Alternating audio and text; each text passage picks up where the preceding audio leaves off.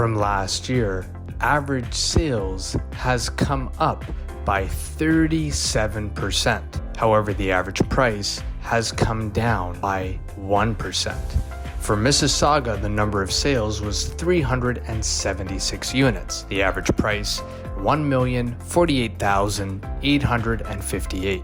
The average selling price versus list price was 97%, and the average days on market was 36 days.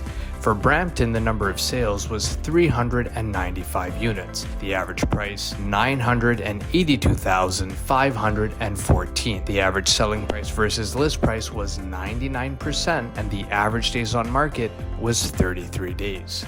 For Oakville, the number of sales was 150 units.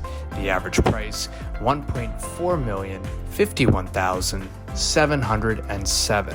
The average selling price versus list price was 97%, and the average days on market was 40 days. For Milton, the number of sales was 111 units. The average price, $1,033,641. The average selling price versus list price was 99%, and the average days on market was 33 days. For Burlington, the number of sales was 144 units. The average price, $969,008. The average selling price versus list price was 97%, and the average days on market was 45 days.